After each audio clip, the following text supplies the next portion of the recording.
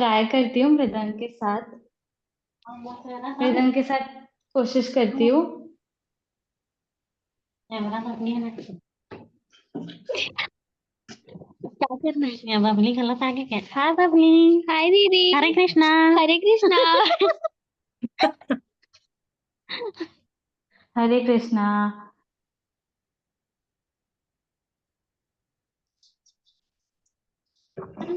मुझे बोल। हरे कृष्णा। हरे कृष्णा गुड़िया।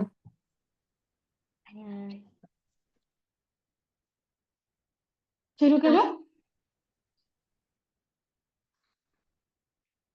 हरिहराय नमः कृष्ण यादवाय नमः यादवाय माधवाय केशवाय गोपाल बबली मधुसूदन गिरिधारी गोपीनाथ मधुसूदन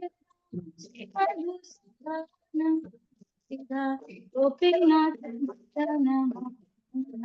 चैतन्य नित्यानंद अद्वैत सीता गुरु वैष्णव सर्वत्र गीता चैतन्य नित्यानंद अद्वैत सीता गुरु वैष्णव सर्वत्र गीता सनातन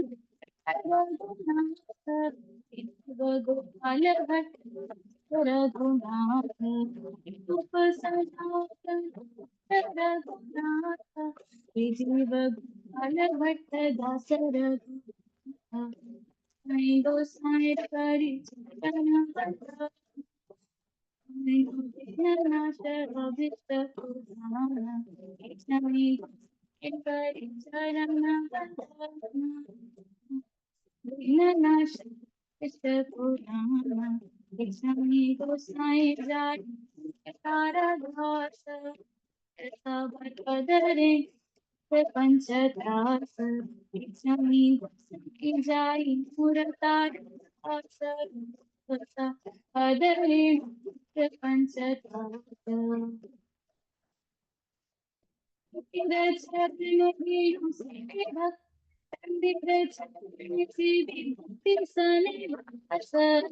हमें जन हमें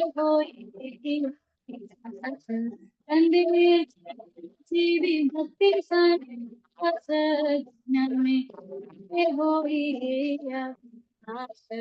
ए छाई गोसाई जबे ब्रजे कोइला बस ए छाई जबे ब्रजे कोइला कृष्ण नित्य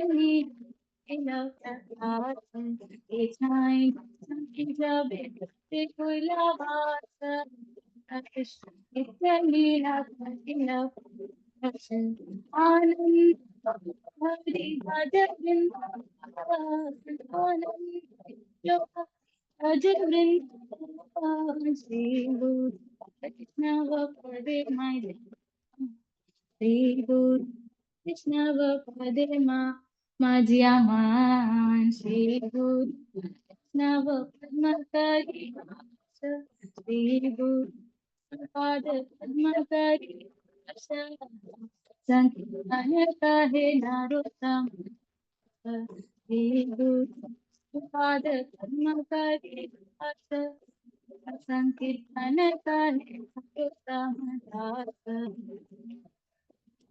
हरि नम कृष्ण देवाय नमः माधवाय नमः हरि हराय नमः कृष्ण देवाय नमः माधवाय माधवाय केशवाय नमः गोविंद श्री मधुसूदन गिरिधारी गोपीनाथ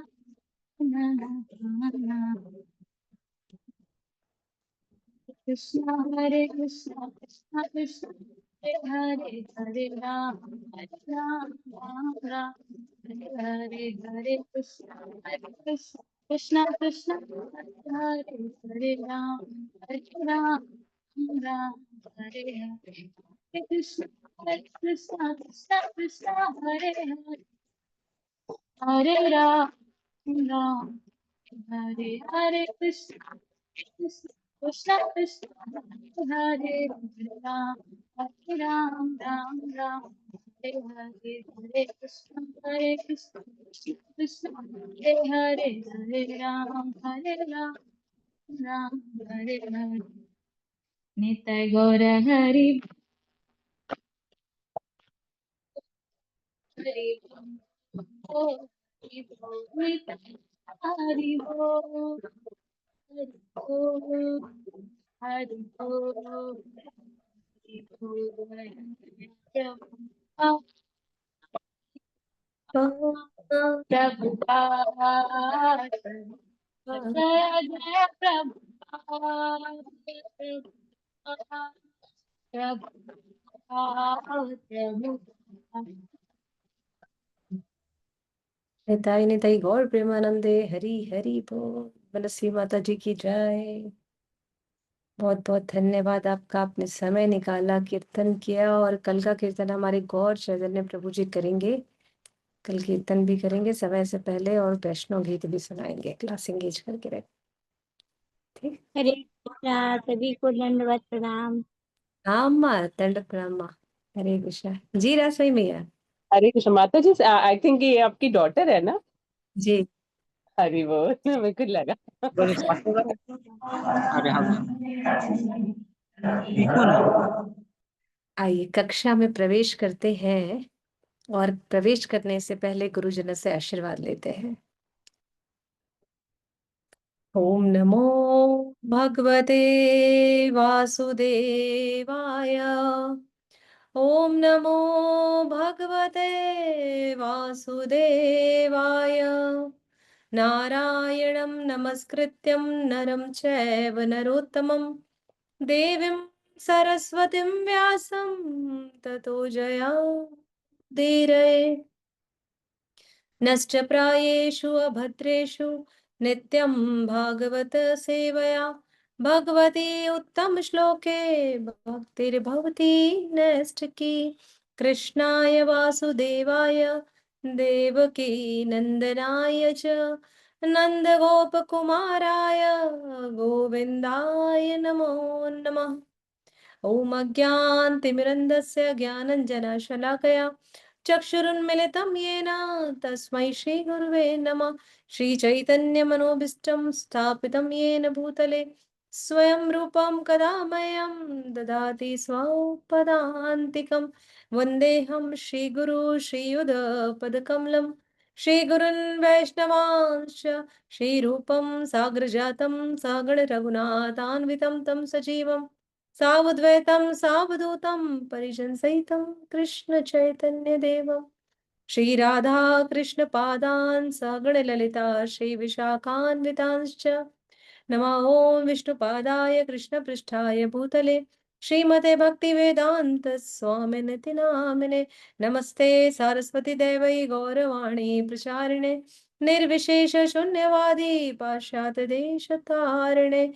हे कृष्ण करुणा सिंधु दीनबंधु जगतपते गोपेश गोपिका कांत राधा कांत नमस्तुते। तप्त कांचन गौरांगी राधे वृंदावनेश्वरी वृषभानुसुते देवी प्रणमामि हरिप्रिये। वाञ्छाकल्पतरुभ्यश्च कृपा सिन्धुभ्य एव च पतितानां पावनेभ्यो वैष्णवभ्यो नमो नमः। जय श्री कृष्ण चैतन्य प्रभु नित्यानंद श्री अद्वैत गदाधर शिवासादि गौर भक्त वृंदा। हरे कृष्णा कृष्णा कृष्णा हरे हरे हरे राम राम राम हरे हरे। अनंत कोटि वैष्णव वृंद की जय। जगत गुरु शील प्रभुपाद की जय। परम पूज्य गुरुदेव भक्ति सिद्धार्थ स्वामी महाराज जी की जय। हरे कृष्णा। अनंत कोटि वैष्णव वृंद का स्वागत है, समस्त भक्त वृंद का स्वागत है। सभी का धन्यवाद। शालिनी मैया आप पुनः आई हैं, बड़ी सुंदर दिख रही हैं। विनीता मैया का धन्यवाद। हरे हरे कृष्ण। कृष्णा पुनः माता जी। हरे कृष्णा। शालिनी माता जी हमारी झारखंड से, विनी मैया हमारी। विनी मैया कहाँ रहती हैं आप? बसना? यस माता जी, बसना सराई पाली, महासमुंद डिस्ट्रिक्ट। ओके, बस ना सराई वाली से हैं। रासमणी मैया हमारे साथ जुड़ी हैं टाटा नगर कोलकाता से। खैरागढ़ से मनस्वी माता जी। गीता पांडे माता जी कहाँ से हैं? माता जी अनम्यूट है आप, अनम्यूट होइए, म्यूट है आप नहीं है? हाँ, डाल्टनगंज माता जी हरे कृष्णा। हरे कृष्ण। डाल्टनगंज यहाँ इस्कॉन के बगल में ही घर है डाल्टनगंज के। अच्छा, जय जय। इस्कॉन के बगल में ही है, 5 मिनट का रास्ता है जय हो। डाल्टनगंज इस्कॉन। राजनांदगांव इस्कॉन। डाल्टनगंज, टाटी डाल्टनगंज झारखंड, हाँ Daltonganj Jharkhand. Jharkhand, okay okay. Daltonganj ISKCON जो है, लेजर मोड़ वाला इस्कॉन, जो पहले अगर 2 इस्कॉन हो गया है यहाँ, हाँ तो हाँ, जो पहले पहले था वहीं से, वहीं के बगल में मेरा घर है हमीदगंज। ओके ओके, जय जय मैया जय हो। मतलब केशव प्रभु जी वाली टीम पे रहें क्या? केशव प्रभु जी वाला कौन है? पता नहीं, हम वहाँ के सब प्रभु लेकिन आते हैं, यही मेरे बगल में ही रुकते हैं। जय हो जय हो जय हाँ, हो। और बगल में उनसे बातचीत भी है, अपने हाथ से हमको गीता दिए हैं जय पर्सनल लिख करके। जय हो मैया, बहुत सुंदर। हाँ, बहुत उनको बहुत रुचि है, जब जब भागवतम में भी पढ़ रहे हैं, हरी बोल जय हो। दूसरा भाग पढ़ रहे हैं, और ये भी ले आए, इसमें भी पढ़ रहे हैं चैतन्य चैतामृत। जय जय, वहाँ बहुत के आए सुंदर। थे गौर धाम प्रभु अभी रथ यात्रा में, हम्म। अपने हाथ से दिए हैं। जय हो जय हो। बहुत बहुत धन्यवाद माता जी, आपका जुड़े रहिएगा। सुषमा माता जी हमारे साथ रायपुर से हैं। पद्मिनी माता जी हमारे साथ जुड़ी हैं अभनपुर से। दिव्य लोचन प्रभु जी हमारे साथ है लखनऊ से। संध्या आरती माता जी हमारे साथ रायपुर से। ज्योति झा माता जी हैं बिलासपुर से। निर्मला माता जी हमारे साथ है रायपुर बैजनाथपारा से। सूरज प्रभु जी हमारे साथ जुड़े हैं खैरागढ़ से। कमल लता माता जी जबलपुर से हैं। भीम माता जी हैं, भीम प्रभु जी हैं, सॉरी आप कहाँ से हैं प्रभु जी? कुमकुम माता जी कहाँ से हैं? राहुल कुमार प्रभु जी जय हो। चीनी माता जी की जय हो। आप सभी अपना अपना थोड़ा एड्रेस करेंगे मुझे तो मैं आप लोगों को पहचान पाऊंगी। मेघा माता जी हमारे साथ है जबलपुर इस्कॉन से। कालिंदी मैया है हमारी रायपुर से। यही कालिंदी भगवान के 5वें नंबर की पटरानी हुई, और मतलब ये अपने वाले की पटरानी है, लेकिन कालिंदी जिनका नाम था वो पटरानी हुई 5वें नंबर की ना। तो इस तरीके हमारे साथ आज सभी भक्त जुड़े हुए हैं, और है हमारे साथ कोई ऐसा है जिनको हम छूट गया हो। सुजीता खांडी माता जी हमारे साथ जुड़ी हैं। आप सभी का स्वागत है। जो हमारे साथ पहली बार जुड़ रहे हैं वे सभी अपना नंबर कर चैट बॉक्स में लिख देंगे, तो हमारी मेघा माता जी आप सभी को हमारे इस भगवत गीता वाले ग्रुप से जोड़ देंगे जहां पर क्लासेस होती है। तो वो नंबर गौर चैतन्य प्रभु या मेघा माता जी नोट कर लेंगे। सारे भक्त जो भी अभी हमारे साथ जुड़ रहे हैं वे सभी अपना नंबर अगर चैट बॉक्स में लिख देंगे तो हमें भी आसानी होगी आप सभी से जुड़े रहने में। योगेश्वरी मैया जी की जय जय। ये जगदलपुर कौन से है मैया, बहुत सेवा देती हैं। मेघा गौर चैतन्य हरे कृष्णा योगेश्वरी। माता जी, दंडवत प्रणाम माता जी। हरी हरी जय जय।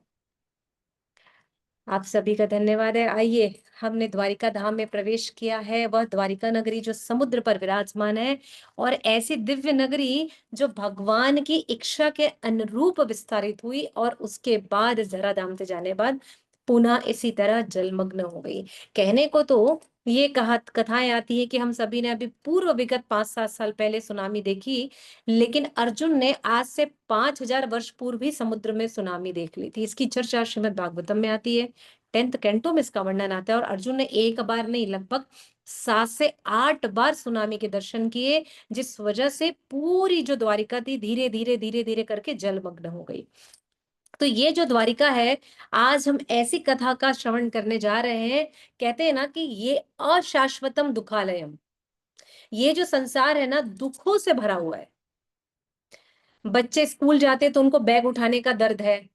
स्कूल में बच्चे रहते तो टीचर्स को उनके होमवर्क चेक करने का दर्द है। कार्यालय में कर्मचारी काम करने जाते तो उनको काम करने का दर्द है। भोजन हम पाते हैं तो भोजन मम्मी खिला दे इस बात का भी दर्द है। तो इसी प्रकार से ये जो भव सागर है ना, ये अशाश्वतम दुखालयम है, अर्थात जहाँ दुखों से भरा हुआ है।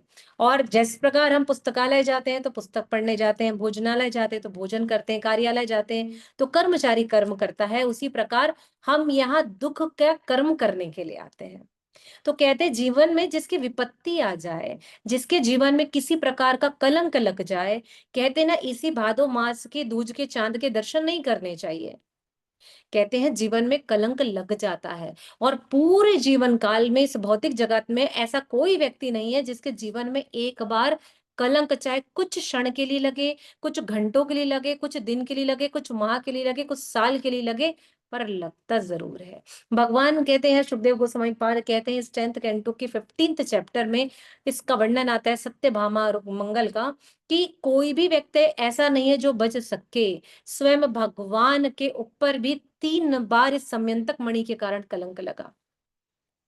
तो जिसके पास धन संपत्ति होगी, जो इस अशाश्वत दुखालय में आया है, इस भव सागर में आया है, उसके जीवन में कष्ट आएगा ही आएगा। और इस दुख से, इस कलंक से बाहर निकलने के लिए हमें क्या करना होगा?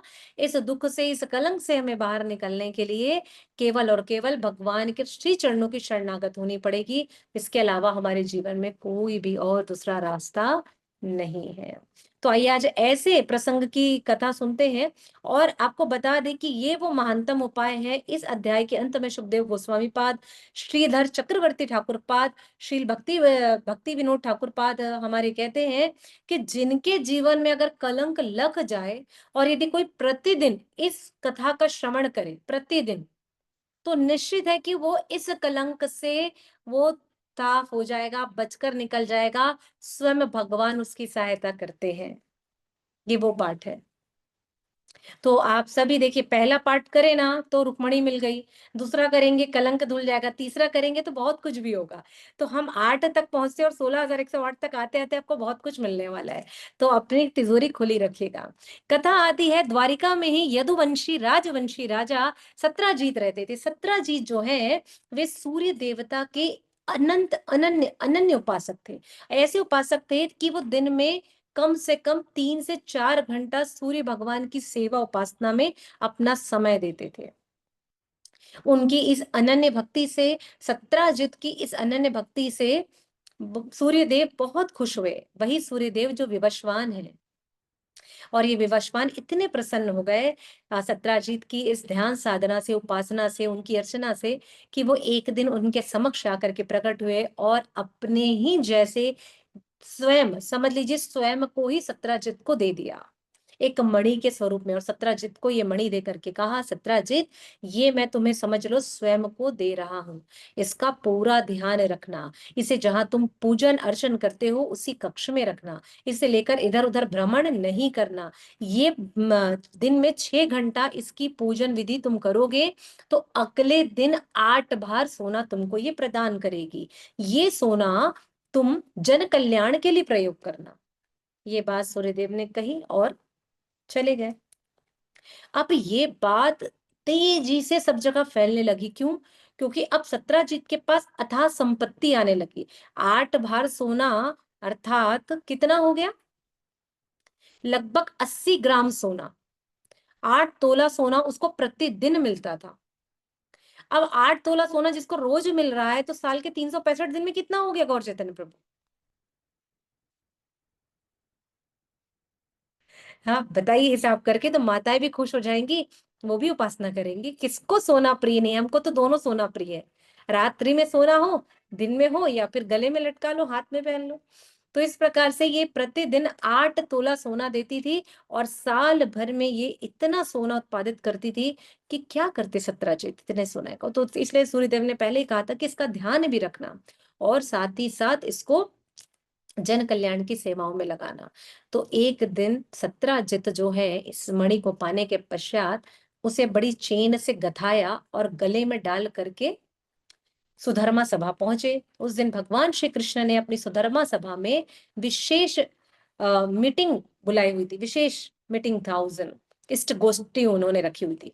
और जब इष्ट गोष्ठी उन्होंने रखी थी तो इस इष्ट गोष्ठी में उन्होंने सबको बुलाया। यहाँ सत्यजित भी आ रहा था, लेकिन पूरे गांव वालों को अर्थात पूरे द्वारिकावासी को ऐसा लगा कि यहाँ स्वयं सत्यजित नहीं आ रहा है, लगता है भगवान श्री कृष्ण से मिलने के लिए तो इस पूरे राज्य में अनेक अनेक देवी देवता तो आते ही, अब सूर्य देव भी आने लगे हैं।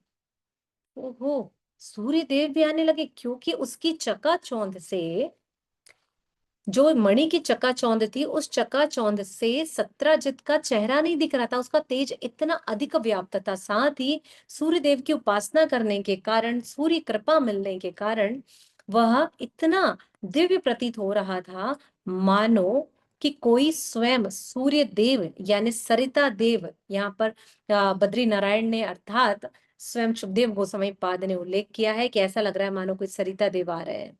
और ये खबर देने के लिए वहां के जितने भी सैनिक गण थे तेजी से दौड़ते हुए, भगवान श्री कृष्ण सोने के रथ पर आसीन है, बैठे हुए सुधर्मा सभा में, और वहां जाकर के कहते हैं कि हे कमल नयन, हे गदाधारी, हे शंख चक्रधारी, आपको पता है यहाँ आज आपसे मिलने के लिए कौन आ रहा है?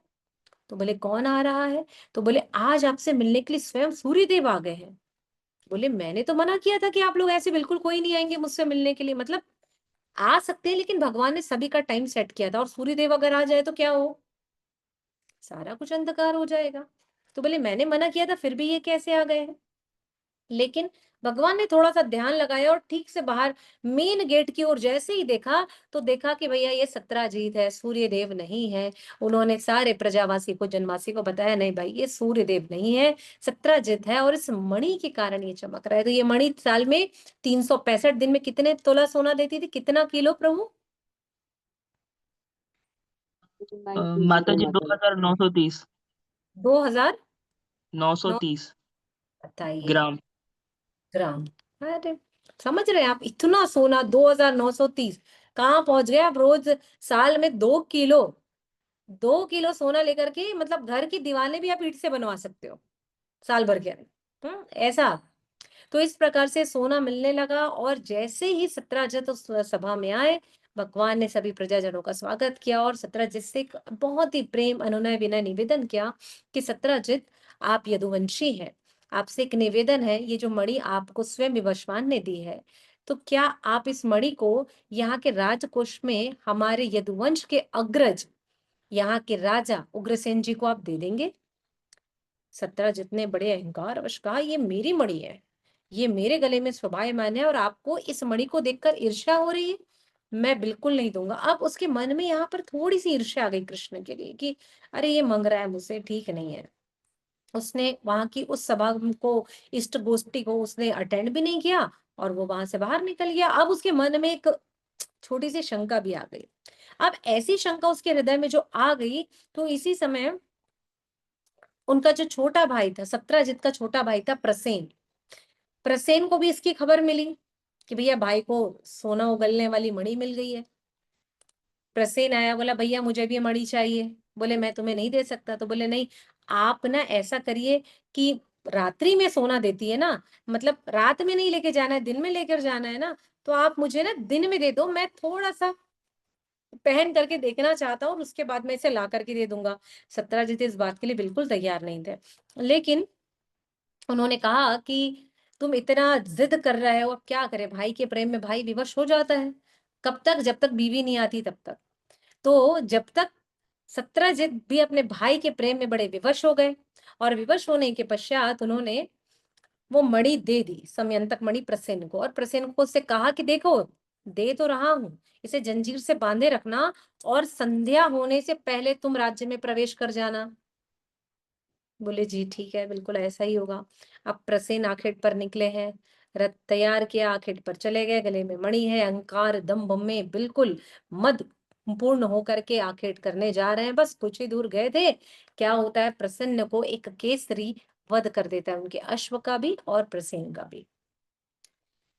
अब जो यहाँ पर प्रसेन के नहीं पहुंचने के कारण संध्या होने को आई थी। अब यहाँ पर सत्यजित परेशान हो रहे हैं, भाई क्यों नहीं आ रहा है, क्या हो गया है, ये क्यों नहीं आ रहा है, बड़ी चिंता कर रहे हैं। संध्या हो गई, संध्या से रात्रि हो गई, रात्रि में भी नहीं आया। अगले दिन सुबह भी उन्होंने इंतजार किया, नहीं आया, फिर संध्या हो गई। अब तीसरे दिन जब प्रसेन नहीं आए, तब उन्होंने ये बात उनके विचार आई कि मुझे ऐसा लगता है कि कृष्ण को ये मणि चाहिए थी, तो लगता है द्वारिकाधीश कृष्ण ने ये मणि को मेरे भाई प्रसेन से चुरा लिया है, क्योंकि मेरा भाई भी नहीं आया है। अब सत्यजित ने अपने प्रजाजनों को इकट्ठा किया और सारे सैनिकों को भेज दिया प्रसेन को ढूंढने के लिए। जब प्रसेन को ढूंढने भेजे तो कहीं पर भी उन्हें प्रसेन नहीं मिला, कुछ भी उनके नामो निशान नहीं मिले। अब नहीं मिलने के कारण वो और अत्यधिक परेशान हो गया कि मुझे पता है इसने मार कर किसी ऐसी गुप्त जगह में मेरे भाई को छुपा दिया, इसी कारण प्रसेन भी नहीं मिल रहा है और ये समयंतक मणि भी नहीं मिल रही है। ओहो, ये तो बड़ा गड़बड़ हो गया। अब बातें कैसे पहुंचती है गॉसिप, 1 से 2, 2 से 4, 4 से 8, 8 से 16 और 16 से पूरा समाज, समाज से पूरा गांव और पूरी द्वारिका में खबर फैल गई चारी चुगली की कि कृष्ण ने ईर्ष्या करते हुए और इस समयंतक मणि को पाने के लिए भाई उसके प्रसेन को गायब कर दिया और मणि को चुरा लिया है। धन्य जनता ना, भगवान ने सारे मथुरावासी को बचा करके द्वारिका लाए। अब पूरे मथुरावासी जो द्वारिकावासी आज कहलाते हैं, वे लोग भगवान के किए हुए उपकारों को भूल गए, मन गए धोबी सबके सब, और सबके सब उस सत्यजित की बातों में आ गए और बात फैलाने लगे। हाँ बिल्कुल हो सकता है, कृष्ण की मन तो लगा था। अब लोग बात कितनी फैलाते हैं तो हम सब अच्छे प्रकार से जानते हैं कि किस प्रकार से। बोले कृष्ण को पक्का लगता है राज्य राज्य संचालन करने के लिए थोड़े सोने वोने पैसे की जरूरत होगी, इसी के लिए उसने ऐसा किया होगा। यह बात बढ़ते बढ़ते बढ़ते रुक्मणी की सबसे निज गणिकाएं जो थी, सेविकाएं थी, उन तक ये बात पहुंच गई। भगवान एक दिन सुधर्मा सभा से अपने शयन कक्ष में रुक्मणी माता के पास जा रहे थे। रुक्मणी माता के पास जैसी गए, भोजन प्रसादी पाई और रुक्मणी मैया उनके चरणों में गिर पड़ी। बोले हे नाथ, हे स्वामी, हे प्राणेश्वर, ये आपने क्या किया। उन्होंने बड़े प्रेम से रुक्मणी को उठाया और बोले बताओ क्या हुआ है, तुम मेरी अर्धांगिनी और मेरे चरणों में।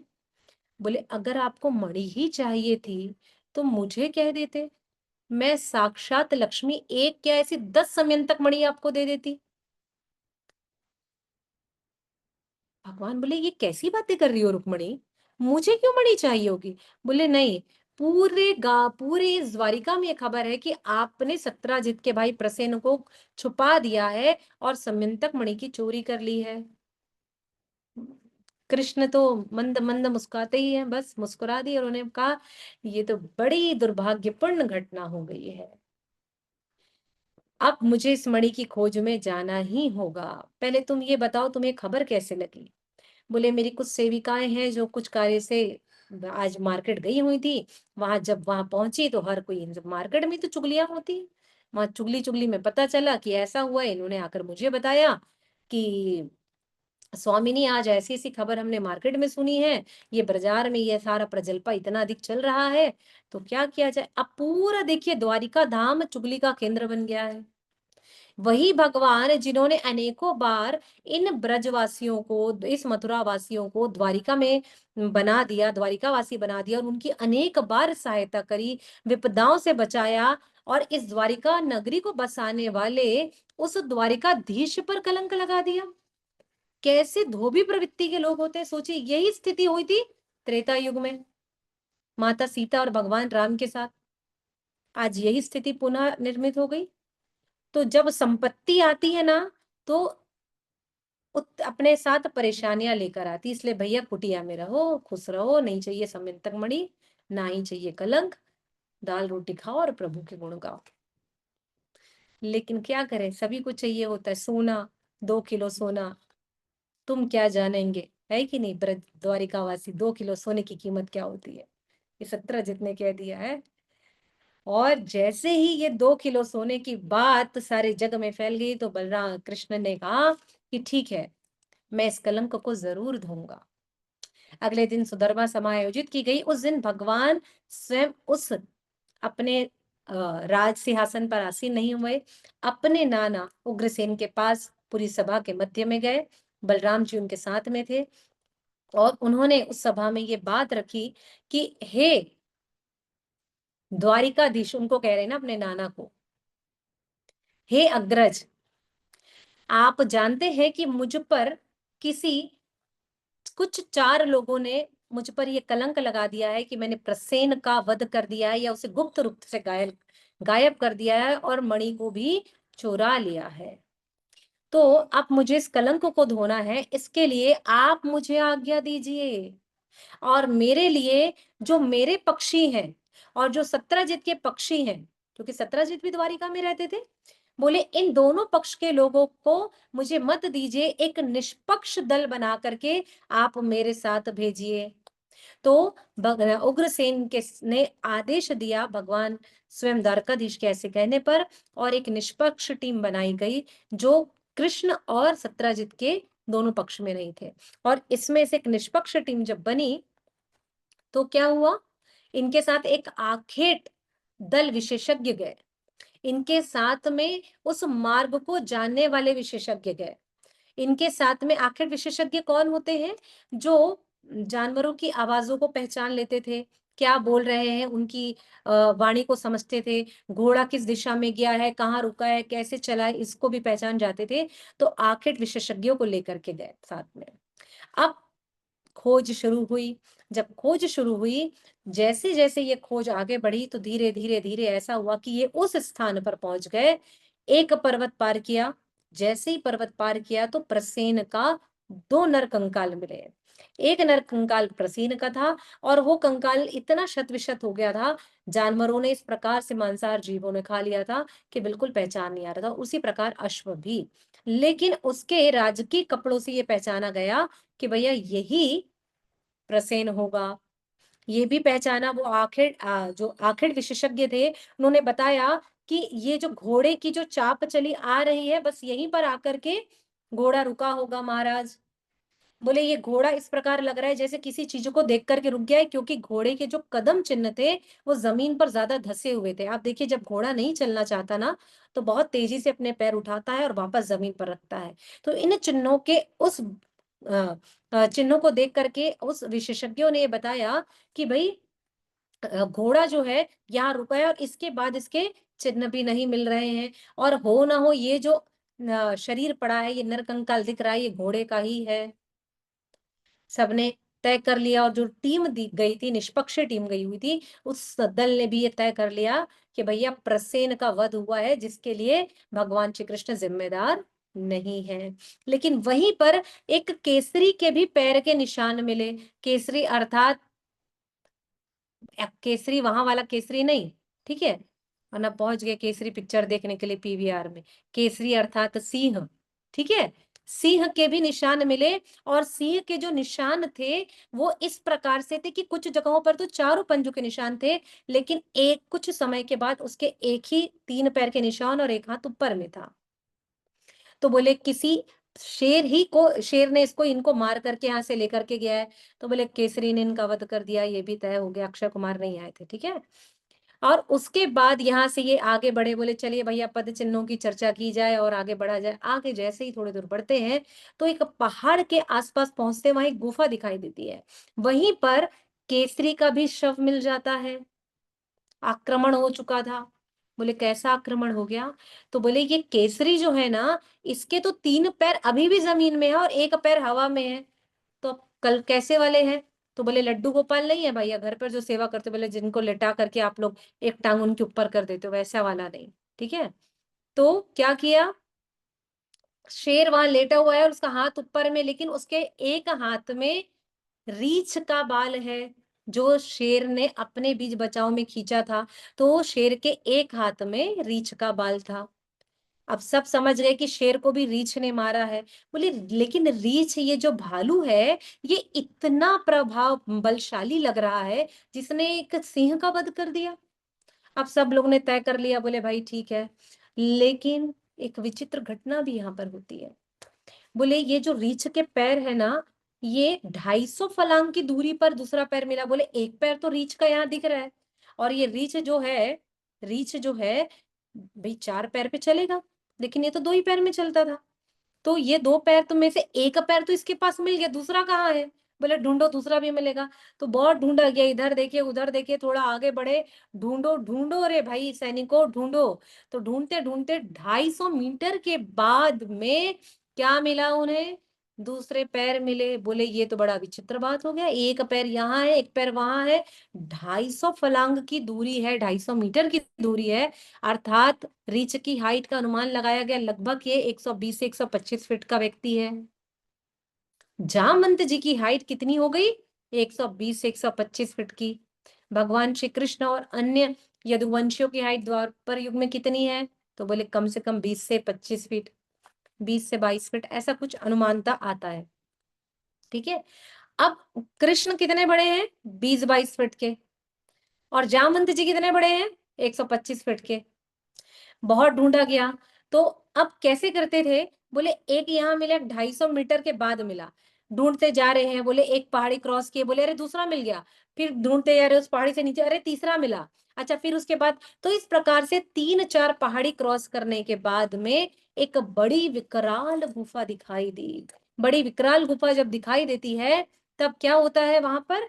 उस गुफा के बाहर में सभी लोग आकर के रुक जाते हैं, और ये कंफर्म हो जाता है, ये निश्चित कर लिया जाता है कि इस मणि को निश्चित ही ये कोई रीछ या कोई ऐसा व्यक्ति है जो बहुत विशालकाय आकृति का है, वह उसे लेकर के गया है। भले भगवान अंतर्यामी सब कुछ जानते थे, लेकिन बाकी सबके सामने ऐसा उन्होंने प्रस्तुतिकरण किया कि भाई मुझे नहीं पता यहाँ कौन है। उन्होंने सबसे निवेदन किया कि इस गुफा के भीतर ही, इसके बाद कोई इसके चिन्ह नहीं मिल रहे, 7-8 ही चिन्ह मिले जामवंत जी के, उसके बाद उसका कोई भी निशान नहीं मिला। तब उसके बाद में, अब ये जामवंत जी है कौन? तो ये जामवंत जी हैं भगवान देव ब्रह्मा जी के पुत्र, मानस पुत्र। कब के? सतयुग के। चिरंजीवी है स्वयं ब्रह्मा जी, जामवंत जी। जामवंत जी जब चिरंजीवी हैं, ब्रह्मा जी के पुत्र हैं, तो ये कब थे?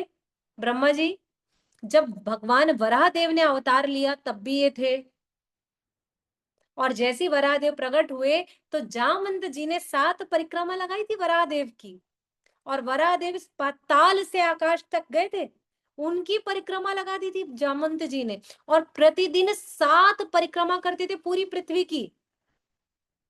इतने विशालकाय और इतना फास्ट। भालू बहुत तेज होता है ना, भालू बहुत तेज गति से दौड़ता है, भालू बहुत तीव्र गति से उसका ये रहता है। तो 7 परिक्रमा वो तत्क्षण कर आ जाते थे, और फिर अपने पिता को, मानस पिता को अपने प्रणाम करते थे, ब्रह्मा देवता की जय। ऐसे, तो ऐसे थे ये जामवंत जी। अब जामवंत जी सतयुग में भी हुए, जामवंत जी त्रेता युग में भगवान राम के सेनापति भी बने, राम जब माता सीता को लाने का समय आया तो, और यही जामवंत जी द्वापर युग में भी भगवान से भेंट कर रहे हैं, और आज भी है, चिरंजीवी है भाई, आज भी जिनको मिलना हिमालय चले जाइएगा, ठीक है, वहां आपको आराम से इनके दर्शन हो जाएंगे। तो इस प्रकार से जामवंत जी जो है वो बड़े प्रेम पूर्वक अपनी बिटिया के साथ उस विशालकाय गुफा में रहते थे। और आज आपको पता है जामवंत जी आज भी कहाँ आते हैं? ठीक है, पता है? नहीं पता?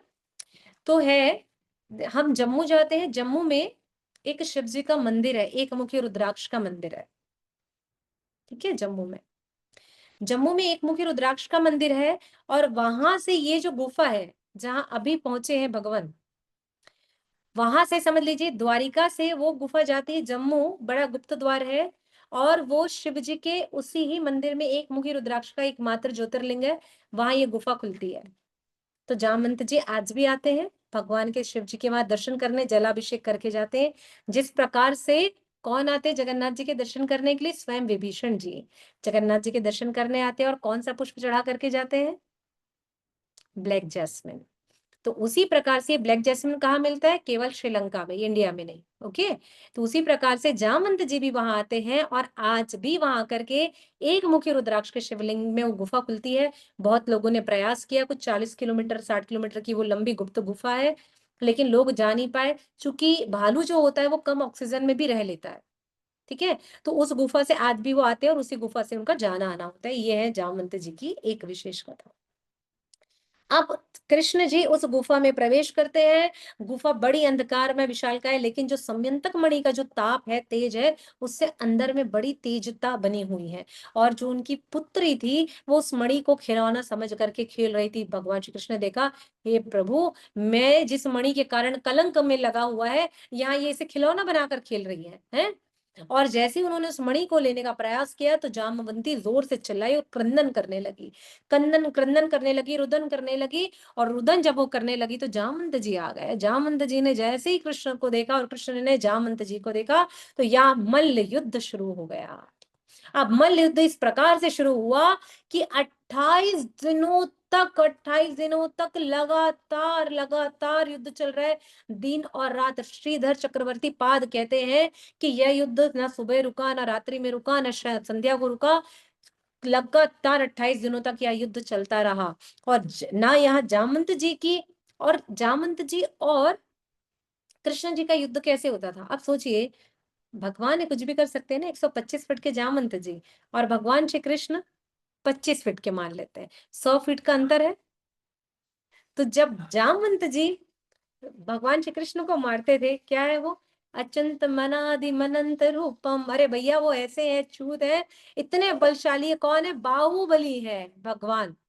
और जो बाहुबली है वो जब आ करके उनका एक ढिशुम धड़ांग पड़ती थी, इधर कभी उधर, तो भगवान ऐसे हटा देते थे, उनके हाथ को ऐसे हटा देते थे। और कोई खिलौना खेलता है ना, जैसे कोई बालक अपने पिता के साथ खेलता है, इसी प्रकार कृष्ण जामवंत जी को अपने पिता की भांति उनके गोद में उछल कूद कर रहे, इस प्रवृत्ति के साथ उनका मल्ल युद्ध चल रहा है।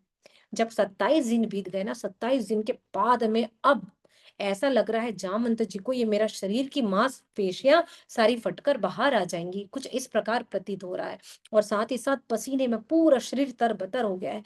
इस प्रकार जब उन्होंने देखा तो उन्होंने कहा, हे कमल नयन, हे जगदीश्वर, हे त्रिलोकीनाथ, हे त्रिभुवनपति, हे त्रिभुवन सुंदर, मुझे पता है कि आप ही मेरे श्री राम हैं, आप ही आए हैं, हे कमल लोचन। अब मुझे ये बात बताने में इतना देर क्यों लगा दिया?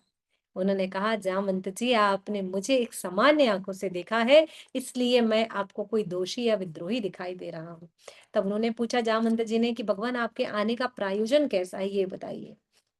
तब उन्होंने कहा कि मेरे आने का प्रायोजन कुछ इस प्रकार है कि ब्रज द्वारिका वासियों ने मुझ पर सत्राजित के कहने पर एक कलंक लगा दिया है, और ये कलंक को धोने के लिए मैं आया हूँ। आपकी पुत्री ये जो समयंतक मणि पकड़ करके बैठी, मुझे इसकी आवश्यकता है। अब जामवंत जी मुस्कुरा दिए, हाय हाय, बोले मेरे तो वरदान पूरा हो गया, एक पूरा हो गया। जामवंत जी ने जब त्रेता युग के समय में भगवान श्री राम युद्ध कर रहे थे, किसके साथ हो रहा था युद्ध? रावण और राम जी का युद्ध चल रहा था। उस समय उनके हृदय में आया कि इतने सुंदर भगवान, अगर इनका मल्ल युद्ध मेरे साथ हो जाए तो कितना आनंद आएगा। तो भगवान श्री राम तो अंतर्यामी है, उन्होंने इनकी बात को मन ही मन सुन लिया और कहा था तथास्तु, और ये कहा था कि द्वापर युग में आपकी इच्छा पूरी करूंगा। तो भगवान ने पहली इच्छा पूरी करी उनकी। क्या कहा कि भैया मल्ल युद्ध 28 दिनों तक कर लिया, अब आनंद आ गया ना। बोले आज तक मुझे ऐसा आनंद कंद मुझे मिला ही नहीं था, आपके साथ जो ये आनंद मिला है। लेकिन यहाँ पर जामवंत जी ने कहा कि मैं समयंतक मणि आपको दूंगा, पर कैसे दूंगा, कैसे दूंगा? तो उन्होंने कहा कि आप अपने दोनों हाथ आगे करिए। तो कृष्ण जी ने कहा, ये तो हमारी ही चुटकी बजा रहे हैं। तो बोले, चुटकी तो आप सब भी हमारी ले रहे हैं, अरे कैमरा ऑन करिए, मुखार बिंदु के दर्शन कराइए, मुझ पतित पर कृपा करे भाई सभी भक्तगण।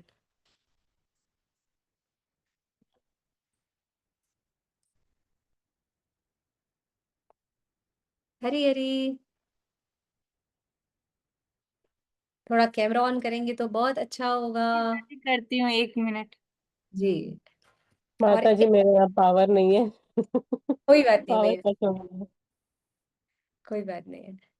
और इस प्रकार से जामवंत जी ने कहा कि भाई आप अपने दोनों हाथ करिए। भगवान ने अपने दोनों हाथ आगे किए और उन्हीं के साथ जादू की झप्पी ले ली। एक हाथ में समंतक मणि को रखा और एक हाथ में अपनी पुत्री जामवंती का हाथ रखा और जामवंती का हाथ देकर के कहा कि मेरी पुत्री के लिए इससे योग्य कोई भी और नहीं मिलेगा।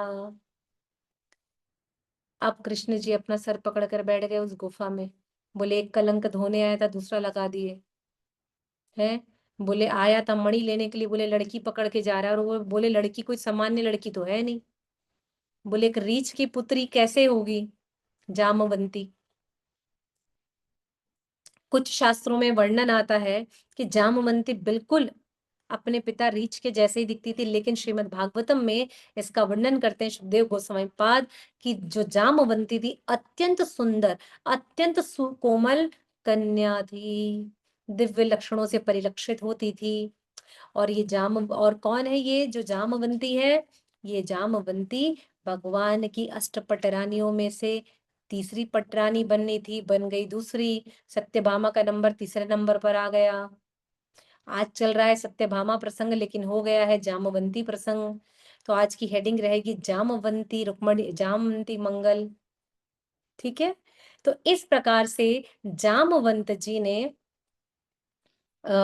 विवाह कर दिया भगवान श्री कृष्ण के साथ में अपनी कन्या को देकर के। वे यहाँ से अपनी कन्या को देकर के भगवान को प्रणाम किया।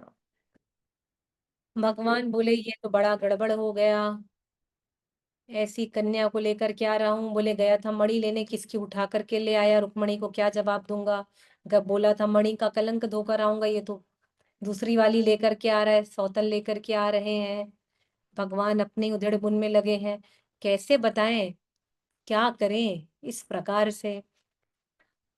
अब यहाँ पर ये जो 28 दिनों तक युद्ध चला ना, लेकिन ये जो गुफा थी ये कहाँ थी? चंद्रभागा। यहाँ ही से आगे निकलते हैं तो गुजरात के पास बहती है चंद्रभागा नदी।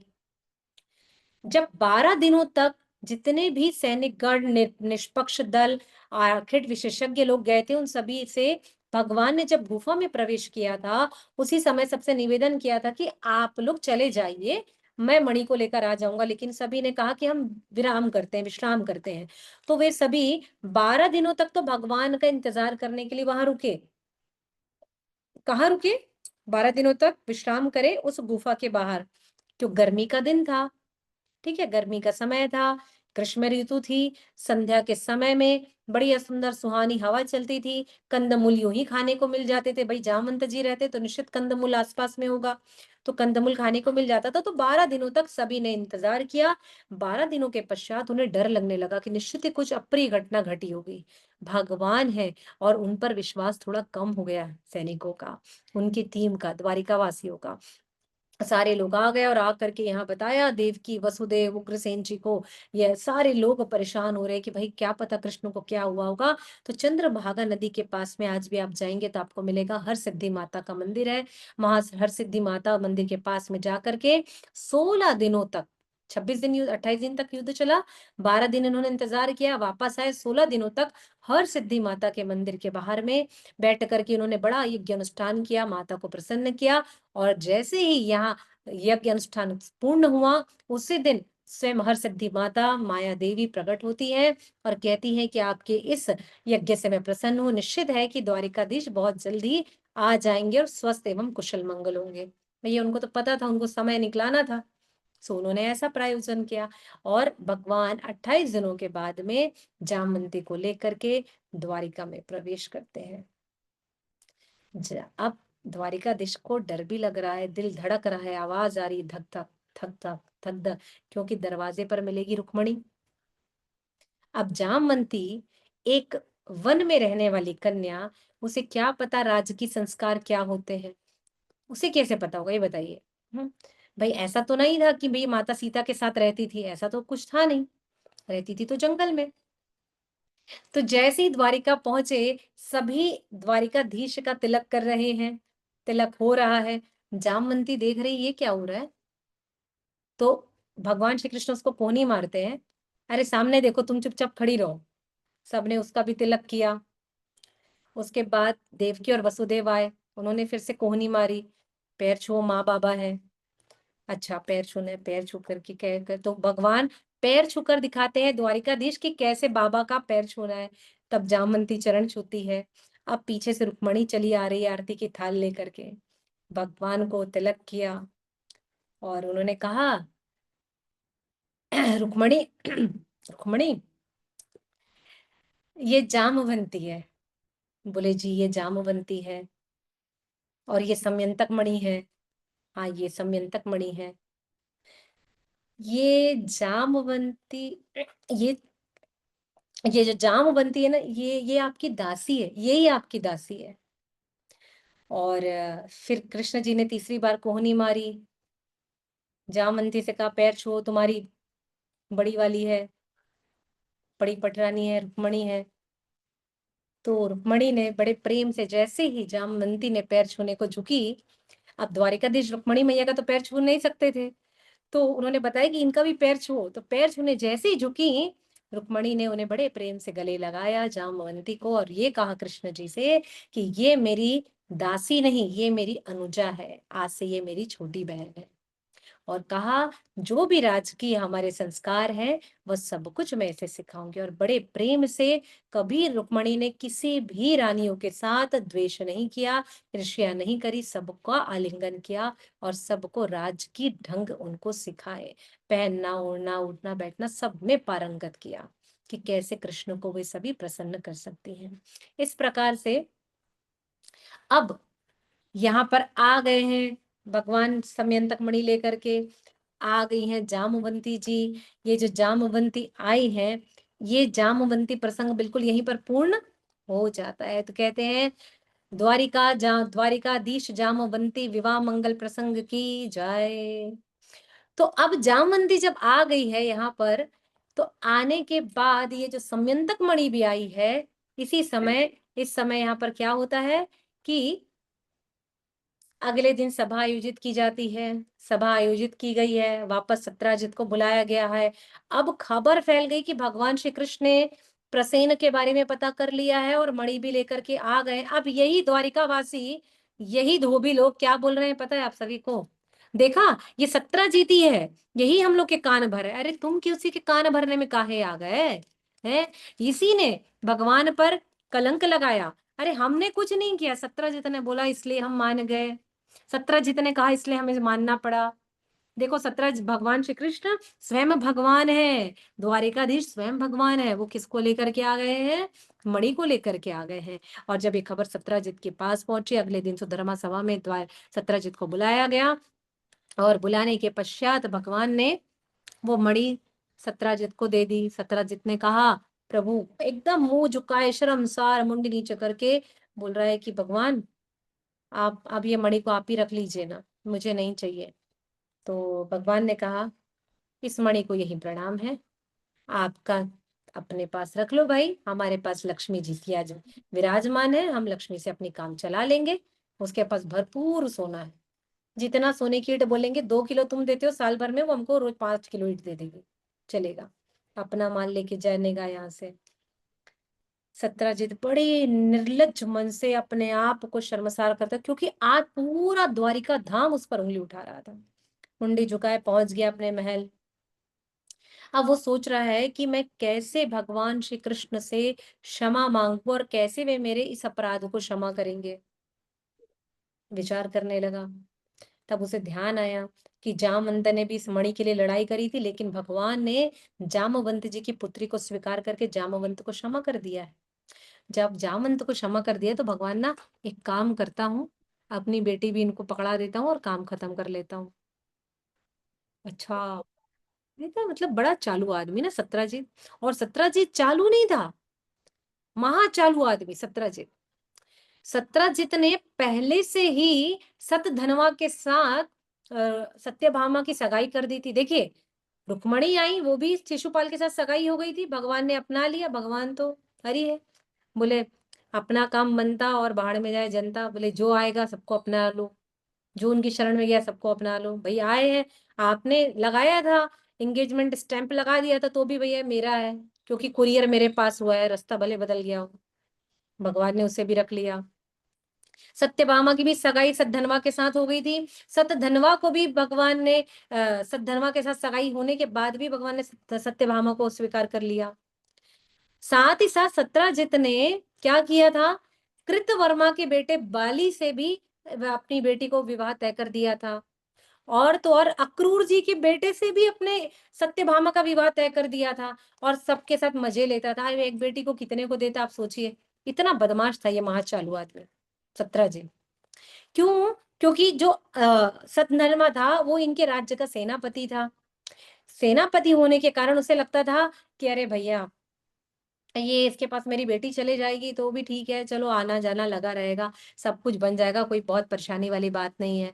तो बोले यहाँ पर कैसे होगा, तो इस प्रकार से उसने सबके साथ इन तीनों चारों के, इसके अलावा ये तीन नहीं और, और राजाओं के साथ भी सत्यभामा को मैं तुमको दे दूंगा करके उसने सबके साथ प्रॉमिस कर रखा था। भगवान ने बोला कर कर सबके साथ प्रॉमिस कर, आएगी तो सत्यभामा यही। अरे मेरी भूदेवी कहीं और किधर जाने की है भैया, वो तो मेरी है ना, पहले से ही मेरी है। और कौन है सत्यभामा? स्वयं राधा रानी का अवतार है, तो मेरे पास आएगी आएगी। तो इस प्रकार से सत्यजित ने विचार किया और लगभग भगवान के समंतक मणि लौटाने के ठीक एक हफ्ते के बाद में, लगभग एक हफ्ते के बाद में बताते हैं, ला करके सत्यजित आता है। और सत्यजित आता है उसके बाद में वो कहता है कि भगवान आप मेरे इस अपराध को क्षमा करेंगे, क्या आप मेरी कन्या को अपनी भार्या के रूप में स्वीकार करेंगे, और साथ ही साथ इस मणि को भी स्वीकार कर लीजिए। भगवान मुस्कुराए, हमारे अच्युत मुस्कुराए, उन्होंने कहा कि अरे आपकी बेटी मेरी हुई आज से, लेकिन आपकी मणि आप रख लो, बहुत कलंक लगा दिए इसने, अभी तो बिल्कुल नहीं चाहिए मेरे को वापस लेके जाने का। तो सत्यजित को वो मणि वापस दे दिए, समंतक मणि, और सत्यभामा से बड़ी धूमधाम के साथ विवाह हो गया। सत्यभामा से विवाह होने के पश्चात अब इधर सतधनवा, अक्रूर जी और कृतवर्मा, ये तीनों ने कुरुचारा बांटना शुरू किया। कैसा कुरुचारा बांट रहे हैं? प्रजल्पा कर रहे हैं, चुगली कर रहे हैं। अरे ये सत्यजित है ना, और ये तीनों क्यों शादी करना चाहते थे सत्यभामा से? क्योंकि सबको पता था कि इसके पास है समयंतक मणि, समयंतक मणि इसके पास में है। अरे भैया रो, हर साल में 2 किलो ईंट मिलेगी, 2 ईंट हमारे घर में आई जाएगी, ये सारा कुछ होता रहेगा। तो अगर आप सभी 10 मिनट दे तो आज ये सत्यभामा और जामवंती प्रसंग यहाँ पूरा करें, है ना। तो इस प्रकार से विचार कर रहे थे कि भैया ठीक है, बेटी चलेगी तो चले गई, इसको जाने दो, कोई बात नहीं है। और हम क्या करते हैं कि सत्यजित के पास तो अभी भी ये समयंतक मणि है ही, तो हम एक काम करते हैं, सत्यजित के पास जाते। तो अक्रूर जी बोले मैं तो नहीं जाऊंगा, मेरे को थोड़ा काम है। कृतवर्मा ने इतना भड़काया अक्रूर जी, और कृतवर्मा, जबकि जो अक्रूर जी थे वो कौन थे? भगवान श्री कृष्ण के काका, फिर भी कृष्ण के द्वेषी नहीं थे, लेकिन सत्यजित की पुत्री चाहते थे, सत्यभामा को अपनी बहू बनाना चाहते थे। तो ये दोनों ने खूब भड़काया, किसको? सतधनवा को। सतधनवा को भड़काया, और भड़काने के पश्चात इन्होंने क्या किया, सतधनवा रात्रि में सोम रस का पान किया। आदमी पीने के बाद ही पूरा ताकतवर बाहुबली हो जाता है। सोम रस का पानन किया, और पान करने के बाद बड़े आनंद में डूब गया सतधनवा। हाय रे मेरी सत्यभामा, पर कोई बात नहीं, समयंतक मणि तो है, वो तो आज लेकर के ही जाऊंगा बोला। और इसी समय एक और घटना घटित होती है। सत्यभामा जो है, जो भगवान श्री कृष्ण की तीसरी पटरानी बनी है, वो वापस पग फेरे के लिए आई थी सत्यजित के महल, अपने पिता के घर। जब ये अपने पिता के घर यहाँ आई हुई थी तो रात्रि के समय में सत्यभामा भी विश्राम कर रही थी, सत्यजित भी, उनकी पत्नियां भी। इसी समय सोमरस का पान करने के बाद सतधनवा जो है, अक्रूर, कृतवर्मा और सतधनवा तीनों ने प्लानिंग करी थी कि हम लोग जाएंगे सतधनवा के पास, लेकिन एंड टाइम में इन दोनों ने मुंह फेर लिया, पलट गए, और अकेले सतधनवा चले गया। रात्रि में महल के भीतर प्रवेश किया, मध्यरात्रि में प्रवेश करने के बाद इन्होंने अपनी कटार निकाली, तलवार निकाली, और सत्यजित का वध कर दिया। साथ ही साथ उसकी अन्य रानियों का भी वध कर दिया। इसके बाद होता यह है कि ये बहुत हाहाकार मच रहा है कि भैया सद्धनवा आया है, सद्धनवा ने सत्राजित का मर्डर कर दिया है, इसकी मृत्यु हो गई है। और अब क्या हो रहा है, अब ये हो रहा है कि सद्धनवा जाकर के, उसे पता था कि सत्राजित कौन से कक्ष में इस मणि को रखता है, वहां जाता है और मणि को लेकर के आ जाता है। अब सत्यभामा जो है बहुत रो रही है। सद्धनवा ने सत्यभामा माता को नहीं मारा, उन्हें छोड़ दिया, क्योंकि पता है अगर इसको कुछ किया तो कृष्ण निपटा देंगे, हरि बोल हो जाएगा मेरा भी। तो इन्होंने इसको छोड़ दिया और यहां से सद्धनवा ने इस समयंतक मणि को लेकर के निकल लिया। अब जैसे ही इसे लेकर के निकला तो ये सीधा पहुंच गया कहाँ, कृतवर्मा के पास। जैसे ही कृतवर्मा के पास में गया और कृतवर्मा के पास जब ये पहुंचा तो कृतवर्मा ने बोला, ए भैया तू तुरंत निकल, यहाँ से बाहर निकल। कौन, मैं तेरे को नहीं पहचानता, मैंने तेरे को बोला था कि बस हम लड़ लेंगे सत्राजित से, तू तो मर्डर करके आ गया, अब भी तो निकल, मैं तेरे को नहीं जानता रहा। ऐसा बोल करके कृतवर्मा गायब। बड़ा विचित्र ना। देखिए मुसीबत आती है, मणि के कारण मुसीबत आ गई। अब वो कृतवर्मा गायब। अब ये रात्रि में, मध्य रात्रि में पहुंच गया अक्रूर जी के पास। जैसे ही अक्रूर जी के पास पहुंचा, अक्रूर जी ने कहा, तेरी हिम्मत कैसे हुई मेरे पास आने की, तू आया ही क्यों, अब भी निकल यहाँ से, अपनी मणि उठा और निकल। बोले आपने तो कहा था, रे भैया हमने तेरे को ये नहीं बोला था तू सत्राजित को धड़ से अलग कर दे। अलग करके आ गया, साथ ही साथ 2-4 रानियों को भी निपटा करके आ गया है। अभी तो बिल्कुल नहीं चाहिए, अपनी मणि को भी पकड़ और यहाँ से निकल। अकृत अब क्या बोल रहा है सद्धनवा, सद्धनवा बोल रहा है कि बिल्कुल भी नहीं, मैं मणि को तो यहीं छोड़ करके जाऊंगा, मैं मणि को लेकर के नहीं जाऊंगा। और सद्धनवा मणि को वहीं छोड़ दिया। और मणि को छोड़ने के बाद वो सद्धनवा के पास एक दिव्य घोड़ी थी जिसका नाम था हृदया, जो कितना 100 योजन दौड़ती थी। 100 योजन, एक योजन में 12 किलोमीटर होता है और एक बार में 100 योजन वो हृदया घोड़ी दौड़ती थी। सद्धनवा उसमें सवार हुआ, उसको पता था अब यहाँ मैं रुका तो सब कुछ गड़बड़ हो जाएगा। और इस तरीके से उसने अपना आई कार्ड दिखाया और इस द्वारिका से सीधा बाहर मध्य रात्रि में। अब यहाँ सत्यभामा जो थी वीरांगना है, क्षत्रिय है, तो इसने क्या किया, अपने पिता को वैदराजों से एक तेल का पात्र मंगाया, उसमें उनको डाला। आप सभी ने देखा है ना रामायण में, भरत के आते तक राजा जनक को एक तेल पात्र में, औषधि पात्र में रखते हैं 3 दिनों तक। उसी प्रकार से यहाँ पर भी सत्यभामा ने एक तेल पात्र वैदों से बनवाया, रथ पर आरूढ़ किया, उसमें सत्राजित के शव को रखा और लेकर के पहुंच गई हस्तिनापुर। अब हस्तिनापुर क्यों गई, अब द्वारिका से आप सभी चलिए हस्तिनापुर, कुरुक्षेत्र की ओर, क्योंकि इसी समय क्या हुआ था, लाक्षागृह हुआ था। लाक्षागृह होने के कारण गुजरात में खबर आई कि भगवान कृष्ण और बलराम के प्रिय 5 भाई और उसकी बुआ कुंती को लाक्षागृह में जलने के कारण उनका को मृत्यु को प्राप्त हो गए हैं। उनका दशकर्म किया जा रहा है, वहां दशग्रात का आयोजन किया जा रहा है। अब बलराम और कृष्ण दोनों एक दूसरे का मुंह देखते हैं और मुस्कुराते हैं, ऐसा तो हो ही नहीं सकता, पता है।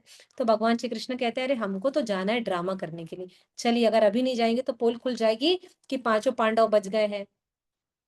और वो कौन सा था, खांडव वन था। जब ये लोग वहां पहुंचे, कहाँ, हस्तिनापुर गए, खांडव वन नहीं गए। और 5 पांडव और कुंती माता की देखभाल में कौन थे, विदुर जी। विदुर जी ने भी बहुत नाटक किया कि भैया 5 पांडव चले गए, अब क्या होगा, ये होगा वो होगा, तरह तरह का शोकाकुल विलाप चल रहा है। और भगवान श्री कृष्ण तो भगवान श्री कृष्ण है नौटंकी करने में। पहुंच गए हस्तिनापुर दोनों भाई, और इस रफ्तार से दारू के घोड़े में आरूढ़ होकर के आए हैं कि तत्क्षण ये दोनों हस्तिनापुर पहुंच गए, सौराष्ट्र से, गुजरात से। जैसे ये लोग यहाँ प्रवेश किए और सबसे भीष्म से गले मिलकर रो रहे हैं कि हे पितामह ये क्या हो गया। और ऐसे रो रहे, बलराम जी भी इनके मुख को देख रहे कृष्ण भगवान की, अरे इसको तो पता है पांडव लोग ने मेरी, रो क्यों रहे, इतना इतना रो रहे, ऐसे अश्रु सजल धारा बह रही है। और भगवान फुल ऑन ड्रामा, और फिर से कोहनी मार रहे बलराम जी, करे आप भी थोड़ा ड्रामा करिए, शक नहीं होना चाहिए किसी को कि हमको पता है सब कुछ। और अब दोनों भाई लोग लगे पड़े हैं, रोए पड़े हैं, एक एक जन से गले मिल रहे हैं, गांधारी माता को प्रणाम कर रहे हैं, वो भी उनकी बुआ, अरे ये क्या हो गया, 5 पांडव चले गए, मेरा भीम, मेरा अर्जुन, मेरा नकुल, मेरा सहदेव, अरे मेरी बुआ भी चले गई। और ऐसा विलाप कर रहे हैं पूछिए मत, ऐसे है भगवान श्री कृष्ण। उसी समय ये सारा नौटंकी हो गया, ब्राह्मण भोज हो गया, भगवान कृष्ण अपने वहां हस्तिनापुर में कक्ष में विश्राम करने के लिए आए हुए हैं। उसी समय सत्यभामा मध्य रात्रि में पहुंच जाती है घोड़े पर आरूढ़ होकर के, रथ पर आरूढ़ होकर के और पूछती कहाँ है मेरे अर्धांगिनी, कहाँ है मेरे स्वामी। और जब ऐसा पूछती है जाकर के मैं एक दो महलों के कक्ष को चेक करती है, बोले ये नहीं ये नहीं, बोले हाँ ये मेरे कृष्ण जी है। और वहां जाकर के बताती है तो भगवान अचकित, बोले क्या हुआ सत्यभामा, तुम हस्तिनापुर क्यों आ गई हो। तो बोले ऐसा ऐसा हो गया, सद्धनवा ने वहां मेरे यहाँ हाहाकार मचा दिया है, मेरे पिता का वध कर दिया है, और मेरे पिता का वध करने के कारण मैं बहुत शोकाकुल हूँ, व्याकुल हूँ। अब मैं क्या करूं। अब भगवान फिर से ड्रामा शुरू कर दिए और ऐसा रो रहे हैं भगवान, ओहो मेरे श्वसुर मुझे छोड़कर चले गए, मेरे श्वसुर चले गए, 17 सद्धनवा ने इनको मार दिया, भगवान इनको क्या करूं, हे मेरे आराध्य। और फुल ऑन ड्रामा। अब बलराम जी बोले फिर ड्रामा, अरे बलराम जी को बोलते अरे आप भी ड्रामा करो ना, बीवी है नहीं नाटक करूंगा तो बोलेंगे दुख नहीं हो रहा, अरे आप भी रो। बलराम जी को भी रुला रहे हैं यार, दोनों के दोनों बोले सवेरे भी रोए थे पांडव लोगों के लिए, फिर ड्रामा कर रहे हैं। अब भगवान रोए पड़े और ऐसा रो रहे हैं, और उनका रोना देख करके सत्यभामा अपना रोना भूल गई, बोलते सच्ची आपको इतना दुख है मेरे पिता के जाने का।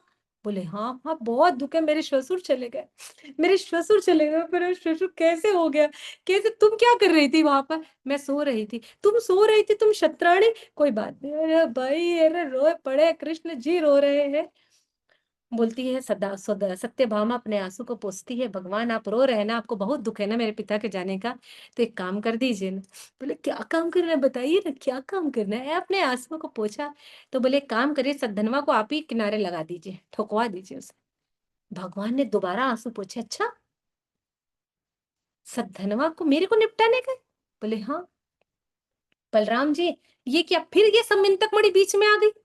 अब भाई ये कब इससे पीछा छूटेगा, ये समयंतक मणि नहीं है, क्या पिटारा मेरे पीछे लग गया है। भगवान मुस्कुरा रहे हैं और फिर भगवान बोलते हैं ठीक है मैं प्रयास करता हूँ। बलराम जी बोलते हैं हाँ हाँ क्यों नहीं, यही तो है जगत का पालनहार, ये बिल्कुल पार लगाएगा। कृष्ण अब रोना नहीं है। आप बड़े भैया अब मैं नहीं रोऊंगा, अब मैं बिल्कुल भी नहीं रोऊंगा। अपने पूरे रुमाल अंगोछे मंगोछे को निचोड़ लिया, अब तो नहीं रहूंगा, अब तो इस समयंतक मणि को ला कर रहूंगा। और अगले दिन सत्यभामा अपने रथ पर आरूढ़ हुई, अपने पिता को वापस उस पर रखा। भगवान श्री कृष्ण और बलराम एक रथ पर आरूढ़ हुए और पहुंच गए सीधा द्वारिका। आने के बाद में सत्रजित का वहां पर दाह संस्कार किया गया, अंत्येष्टि की गई, भोज कराया गया। और इसके पश्चात तत्क्षण वे दोनों निकल पड़े, कहाँ, सद्धर्मा को ढूंढने के लिए। जैसे सद्धर्मा को पूछते हैं गेट में जाकर के, क्योंकि 4 द्वार है, वहां पर सबको बता दिया गया भाई कि जो भी अंदर आएगा और जो कोई भी बाहर जाएगा आपको बताना है, तभी कोई यहाँ से बाहर अंदर बाहर हो सकता है। तो बोले बिल्कुल ऐसा ही होगा। जब ऐसा होता है तब गेट कीपर्स बताते हैं, जो वहां के मुख्य द्वारपाल होते हैं, कि हाँ भाई सद्धर्मा यहाँ से मध्य रात्रि की ओर निकला है। और इसी प्रकार से दारुक तेज गति से, उसकी घोड़ी हृदया 100 योजन दौड़ती थी, तो दारुक भी कोई कम नहीं था। थोड़े दिनों आगे जाने के बाद में पता चलता है कि बस सद्धनवा दिखाई ही दे रहा है, कहाँ पर, मिथिला कुमारी के पास, यानी मिथिला नरेश। मिथिला पहुंच गए, विदेह पहुंच गए हैं सद्धनवा। और विदेह पहुंचने के थोड़ी दूर पहले ही सद्धनवा को जैसे ही देखते हैं, भगवान वहां से उतरते हैं और एक मुष्टि का प्रहार करते हैं, और वहीं पर सद्धनवा का हरि बोल हो जाता है। अब यहाँ सद्धनवा को जैसे ही मुक्ति की प्राप्ति हो गई है, बहुत युद्ध होता है, सद्धर्मा को चेक करते हैं, बोले मणि नहीं है। बोले फिर मणि मेरे सर पर आ गई, अब मणि इसके पास से फिर गायब है। वापस आते हैं तो बलराम जी बोलते हैं भाई देखो ये ना क्या है, विदेहराज मेरे अच्छे मित्र हैं, तो कृष्ण एक काम करो, तुम जाओ वापस और जाके बता दो भाई मणि इसके पास में नहीं है ना। फिर देखते हैं, मैं कुछ समय तक अपने मित्र के पास रुकता हूँ और उसके बाद वापस आऊंगा। बलराम जी विदेहराज राजा जनक के पास कुछ वर्षों तक रुकते हैं और वापस कृष्ण जी आ जाते हैं द्वारिका। द्वारिका आने के पश्चात में सारा प्रसंग बताते हैं कि किस प्रकार से सद्धनवा को उन्होंने यहाँ से मुक्ति प्राप्ति का मार्ग पकड़ा दिया है, लेकिन मणि अभी भी उसके पास नहीं है। अब सत्यभामा भी शक कर रही है, बीवी है ना, सोना सोना तो मतलब पति को भी नहीं छोड़ा है। बोले मुझे पता है, उनकी पगड़ी अगड़ी के नीचे का अपने पति की पगड़ी निकाल कर देखती कहीं यहाँ तो नहीं छुपा के रखे आप समयंतक मणि, मुझे वापस दीजिए, मेरे पति की है तो मेरा अधिकार है। भगवान श्री कृष्ण बोलते हैं अरे भाई दाएं देख लो बाएं देख लो, सारे पॉकेट चेक कर लो, मेरे पास नहीं है। लेकिन सत्यभामा ने सबके सामने तो हाँ कह दिया, लेकिन उसके मन में चोट बैठा रह गया कि ये मणि अभी भी कृष्ण ने कहीं छुपा करके रखी है। धन्य। इसके बाद क्या होता है कि अक्रूर जी के पास ये मणि थी, तो अक्रूर जी इसी समय इस गांव से, द्वारिका से निकल करके कहाँ चले जाते हैं? वाराणसी। वाराणसी के उस समय जो राजा थे, उस समय उनके पिता वहां राज करते थे, जिनका नाम था श्वफलक। जो श्वफलक थे वो अक्रूर जी के पिता थे, वो वहां पर राज कर रहे थे वाराणसी में। वहां वो जाते हैं और उसी समय उनके नाना का भी राज्य पूरा रहता है। तो यहाँ पर जाकर के वो समय व्यतीत करते हैं। चूंकि समयंतक मणि को अपने साथ में लेकर के आए थे, तो वो इतना दान पुण्य करते थे और वहां पर वो दानपति के नाम से प्रसिद्ध हो गए। ये सारी खबरें लगातार भगवान के पास में आ रही थी, द्वारिकाधीश के पास, लेकिन उन्होंने कुछ नहीं कहा। समय बीतता चले गया। एक दिन ऐसा होता है कि उसी वाराणसी से एक ब्राह्मण जो है द्वारिका में प्रवेश करता है, सोने की चेन पहना। और ब्राह्मण कैसे दिखते हैं? ब्राह्मण अपने रूप रंग से, अपने तेज से, अपने पठन पाठन से उनके भीतर में तेज आता है। लेकिन ये जो ब्राह्मण था, अपनी चुटैया तक में सोने की गांठ लगाया हुआ था। भगवान समझ गए, ये ब्राह्मण चुटैया में भी सोना लगाया है, गले में भी सोने की जंजीर पहना है, 10 उंगलियों में सोने की अंगूठी है, हाथ में सोने के कड़े हैं। इवन जो उसने रेशम बांधा था, मौली धागा, उसमें भी सोने की तार पुरी हुई थी। बोले ये कैसा हुआ? ब्राह्मण देव से पूछा गया। बोले यहाँ एक दानपति आए हुए, ये दानपति जो है हमको प्रतिदिन, हम इनके घर यज्ञ करते हैं, तो सोने की यज्ञ वेदी में ये हमसे यज्ञ करवाते हैं, और साथ ही सोने की थाल, सोने के गिलास, सोने की कटोरी, सोने के चम्मच में हमको भोजन कराते हैं। उसके बाद रोज वो सोने की थाली हमको वापस दे देते हैं। आप रोज उनके यहाँ जाइए, आपको रोज एक सोने की थाली मिलेगी। आज भी वाराणसी में ऐसा प्रसंग आता है कि जो उस समय के राजा हुआ करते थे वो देते थे, अब उसी के रूप में सोने की पॉलिश चढ़ा देते हैं। ठीक है, तो लेने का नहीं, जाने का, भगवान की माया में नहीं फंसना है। ये माया है, समयंतक मणि सबको बर्बाद कर देती है। जाने का नहीं, लेने। फिर उस ब्राह्मण ने जैसे ही बताया, उसके पश्चात अक्रूर जी तक एक गोपनीय पत्र भेजा भगवान श्री कृष्ण ने। बोले भाई, हे दानपति, हे वाराणसी के साम्राज्य सम्राट, आपका स्वागत है, वंदन है। इस राज्य में आप प्रवेश करें और समयंतक मणि की कथा को सबको को बताएं। अक्रूर जी समझ गए थे कि भगवान श्री कृष्ण द्वारिकाधीश को सारी बातें पता है, तो वे इस राज्य में प्रवेश किए, वापस आए। और आने के बाद में उन्होंने सब लोगों को बताया कि भाई ये मणि जो है अंतिम समय में सद्धनवा मुझे रात्रि में, मध्य रात्रि को दे करके यहाँ से चला गया था, और इसी कारण से अब इस मणि को मैं आपके डर के कारण लेकर के वाराणसी में अपने नाना और अपने पिता के राज्य के पास लेकर के चला गया, और वहीं जा करके मैं आज ये सारे कार्य कर रहा हूँ। इसलिए वाराणसी जो है एक तरीके से गोल्डिश दिखती है, सोने की दिखाई देती है। उस समय की बात है, द्वारिका। ठीक है। और तो भगवान ने कहा, मुझे इस मणि से कोई लेना देना नहीं है, कुछ भी लेना देना नहीं, बस मैं ये चाहता हूँ एक बार इस मणि के दर्शन आप सत्यभामा और पूरे द्वारिकावासी को करवा दीजिए। अक्रूर जी ने भगवान को प्रणाम किया, कहे कि चूंकि मैं आपका काका लगता हूँ, फिर भी मैंने आपसे, आपके प्रति अपराध किया है, आपके प्रति द्वेष किया है, गलती करी है, उसके क्षमा करिएगा। और तुरंत जैसे उन्होंने सत्यभामा को समयंतक मणि दिखाई और साथ में सारे प्रजाजनों को समयंतक मणि दिखाई, तब जाकर के सत्यभामा को अपने गलती का, अपने अपराध का बोध हुआ, और उसने भगवान श्री कृष्ण से क्षमा मांगी। तो उन्होंने कहा, इसमें तुम्हारा कोई दोष नहीं है, ये दोष इस मणि का है, इस रत्न का है, जिसने ये सारा प्रसंग रचा है। तो सोचिए, भगवान को सत्यजित ने कलंक लगाया, भगवान को प्रजावासियों ने कलंक लगाया, सत्यभामा ने कलंक लगाया, उसके बाद ये मणि आई तो फिर से प्रजावासियों ने, द्वारिका वासियों ने फिर से चौथी बार कलंक लगा दिया। तो इस समयंतक मणि के कारण 4 बार भगवान श्री कृष्ण के ऊपर कलंक लगा, लेकिन ये कलंक केवल और केवल धुल पाया तो भगवान श्री कृष्ण के इस प्रभाव और उसको साफ करने के उद्देश्य थे। तो कहते हैं सुखदेव गोस्वामी पाद की, जो कोई किसी के ऊपर भी यदि कलंक लग जाए, तो कलंक किसी के मिटाने से नहीं मिटता है, हमारे मिटाने से या किसी के मिटाने से कलंक नहीं मिटता है। कलंक को मिटाने के लिए प्रयास करना पड़ता है, और प्रयास करके जग के सामने जब व्यक्ति सबूत प्रस्तुत करता है, लड़ना नहीं है, सबूत जब प्रस्तुत करता है, तब उसके ऊपर से ये कलंक अपने आप दूर हो जाता है। जिस किसी के भी जीवन में कोई भी पाप अपराध हुए हो, तो वे इस कथा को सुनते हैं तो उनका अपराध पाप सब कुछ दिव्य समाप्त हो जाता है। तो समयंतक मणि कथा की जय, जामवंती विवाह प्रसंग की जय, सत्यभामा विवाह प्रसंग की जय। निताय निताय गौर प्रेमानंदे, हरि हरि बोल। तो ऐसी सुंदर कथा आती है हमारी सत्यभामा और जामवंती विवाह मंगल प्रसंग की। बनना था किसे? सत्यभामा को दूसरी रानी, बन गई का जामवंती। तीसरे नंबर पर आई सत्यभामा। कल हम सत्यभामा का मानभंग की कथा सुनेंगे कि सत्यभामा के साथ बहुत सारी ऐसी 2-3 लीलाएं हैं, और जामवंत जी की भी कथा सुनेंगे कि कैसे जामवंत जी पर भगवान श्री कृष्ण ने कृपा करी है। फिर हम उनकी चौथी पटरानी की कथा में प्रवेश करेंगे।